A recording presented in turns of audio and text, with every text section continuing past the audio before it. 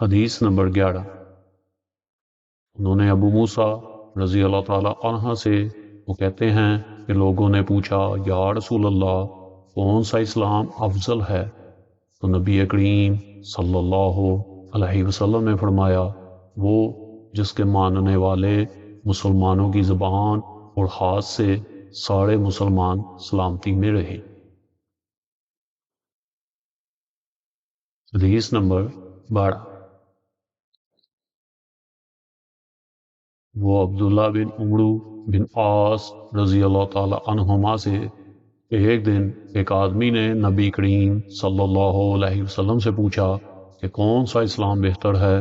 فرمایا کہ تم کھانا کھلاؤ اور جس کو پہچانو اس کو بھی اور جس کو نہ پہچانو اس کو بھی، الغرض سب کو سلام کرو۔ حدیث نمبر 13۔ انہوں نے انس رضی اللہ تعالی عنہ خادم رسول صلی اللہ علیہ وآلہ وسلم سے انہوں نے نبی کریم صلی اللہ علیہ وآلہ وسلم سے روایت کیا، اور شعبہ نے حسین معلم سے بھی روایت کیا۔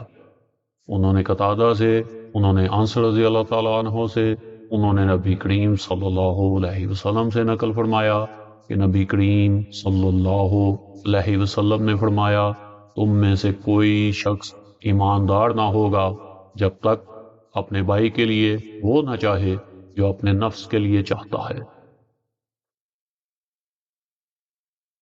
حدیث نمبر 14۔ انہوں نے ابو ہریرہ رضی اللہ تعالی عنہما سے نقل کیا کہ بے شک رسول صلی اللہ علیہ وسلم نے فرمایا قسم ہے اس ذات کی جس کے ہاتھ میں میری جان ہے، تم میں سے کوئی بھی ایماندار نہ ہوگا جب تک میں اس کے والد اور اولاد سے بھی زیادہ اس کا محبوب نہ بن جاؤں۔ حدیث نمبر 15۔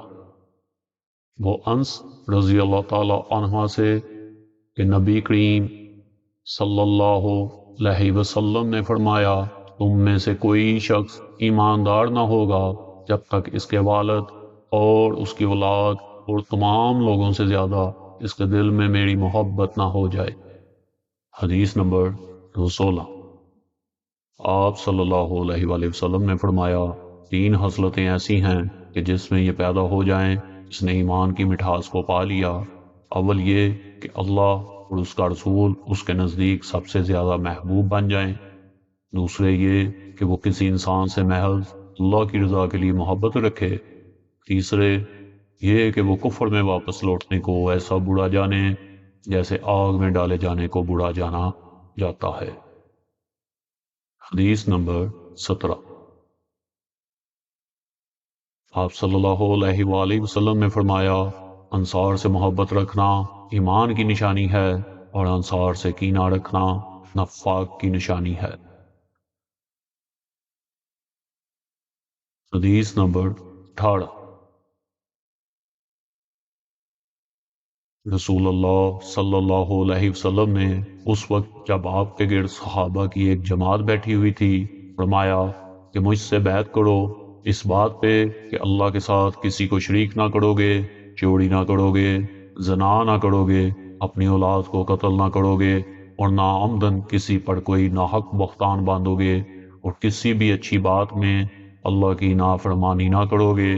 جو کوئی تم میں اس عہد کو پورا کرے گا تو اس کا ثواب اللہ کے ذمہ ہے، اور جو کوئی ان بری باتوں میں سے کسی کا ارتکاب کرے اور اسے دنیا میں اسلامی قانون کے تحت سزا دی گئی تو یہ سزا اس کے گناہوں کے لیے بدلہ ہو جائے گی، اور جو کوئی ان میں سے کسی بات میں مبتلا ہو گیا اور اللہ نے اس کے گناہ کو چھپا لیا تو پھر اس کا معاملہ اللہ کے حوالے ہے، اگر چاہے معاف کرے اور اگر چاہے سزا دے دے۔ عبادہ کہتے ہیں پھر ہم سب نے ان سب باتوں پر آپ صلی اللہ علیہ وسلم سے بیعت کر لی۔ حدیث نمبر 19۔ رسول اللہ صلی اللہ علیہ وسلم نے فرمایا وہ وقت قریب ہے جب مسلمانوں کا سب سے عمدہ مال اس کی بکریاں ہوں گی جن کے پیچھے وہ پہاڑوں کی چوٹیوں اور برساتی وادیوں میں اپنے دین کو بچانے کے لیے بھاگ جائے گا۔ حدیث نمبر 20۔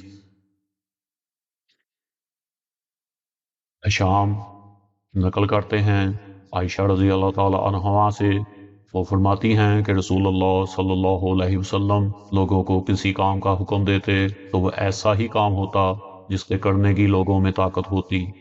اس پر صحابہ رضی اللہ تعالی عنہم نے عرض کیا کہ یا رسول اللہ، ہم لوگ تو آپ جیسے نہیں ہیں، آپ تو معصوم ہیں اور آپ کی اللہ پاک نے اگلی پچھلی سب لرزشیں معاف فرما دی ہیں، اس لیے ہمیں اپنے سے کچھ زیادہ عبادت کرنے کا حکم فرمائیے۔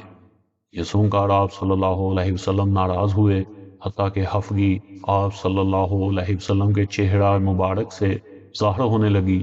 پھر فرمایا کہ بے شک میں تم سب سے زیادہ اللہ سے ڈرتا ہوں اور تم سب سے زیادہ اس سے جانتا ہوں، بس تم مجھ سے بڑھ کر عبادت نہیں کر سکتے۔